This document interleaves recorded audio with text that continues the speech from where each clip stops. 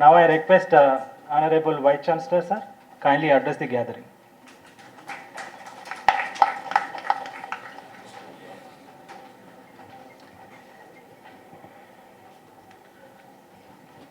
అందరికీ నమస్కారం.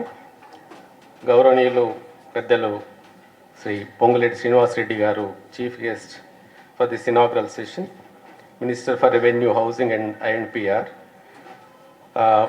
సుదీర్ఘ కాలం మా colleague, almost all 30 years which we traveled together in the Department of Political Science, Professor Kodanram garu, principal of this college, Professor Ganesh, and director and head of the department, and other colleagues, Professor Ram Shepherd and Professor Vishnudev, Professor Dean, Faculty of Social Sciences, Professor Arjun Rao garu, my colleagues and invitees, scholars from the different parts of the country.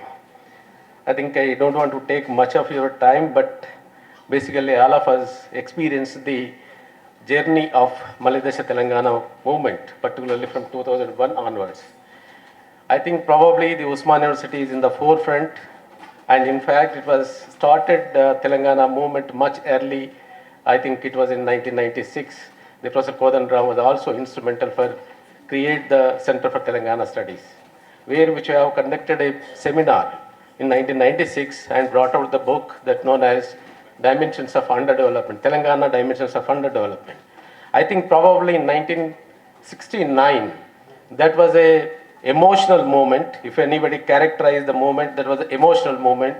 But in 2001, 96 onwards, probably most of the academicians also characterized as a rational, logical moment that has, I think it has a lot of potential for this Telangana movement, which ultimately realized in 2014. I think I take this opportunity to recall during 1969, the then Vice Chancellor, Professor Ravada Satyanarayana garu, when he inaugurated the similar kind of a seminar in 1969, where he asked the organizers, what is the role of intellectuals in a university like Osmania University or any other university? And he said the two answers.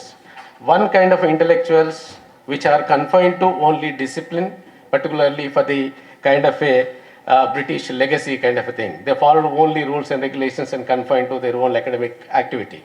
The another category of intellectuals who participate in the movements and also give the solutions. Probably Kodanram and most of the activists also falls under the second category, that participated in the movement and ultimately given the solutions for the lot of chronic problems which are persisted in Telangana. In fact, which I had the opportunity to accompany with him during the civil liberties movement. Both of us went to Mahbub Nagar.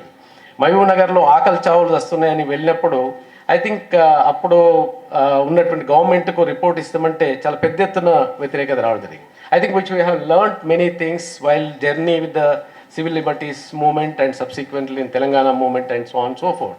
I think I am not going into much details of the journey of from 96 to 2001 and 2002, 2009 and 2009 to 14.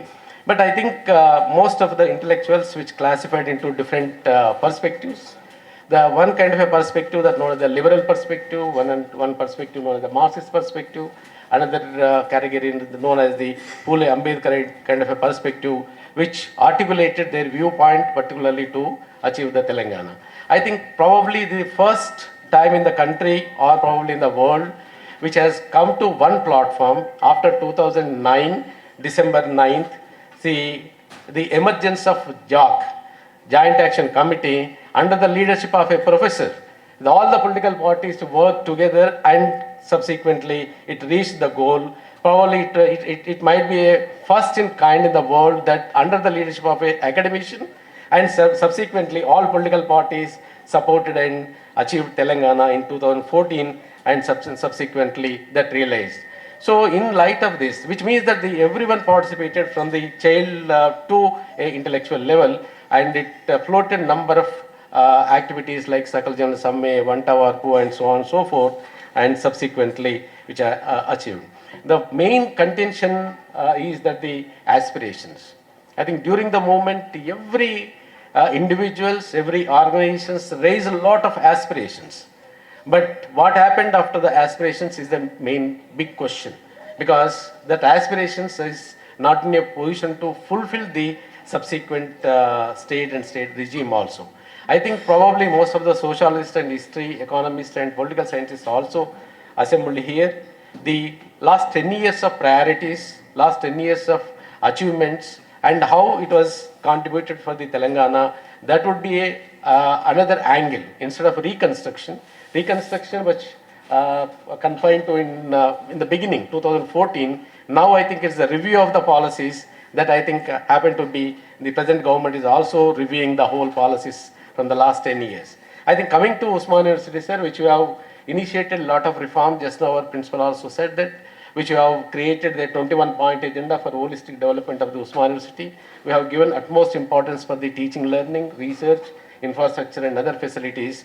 And we have come up with a lot of, I think with a lot of constraints, particularly the human resources. I think all of you aware that particular Professor Kodanram is also aware that once upon it was a 1265 faculty members, but whereas which are running with only 365. But apart from the lot of contract and part-time lecturers also which are conducting this historic university, but still we are not compromising on the quality and the research and other things. Non-teaching is also another important concern. But whereas in 2001, which we used to get lot of black grant before that. After 2001 onwards, completely black grant, completely curtailed. I think it affecting the lot of infrastructure facilities since it's a 100 years old university. I request you, sir, particularly in the recent budget also, it enhanced almost all 37 crores increase in the present vote on account budget. I think your presence and your intervention is required, and probably the first minister which addressing in a seminar after I think more or less. Never a minister come to this historic arts college and address the faculty, students and scholars. And another major concern, sir, the university is old, aging, but whereas every month we have to mobilize 30 crores to disburse the pensions. There is another main concern. And our scholars is also, but particularly after the UPA government, the Rajiv Gandhi Fellowship used to give, I think almost more than 500 fellowships which we got in the Osmania University. Now I think it became zero.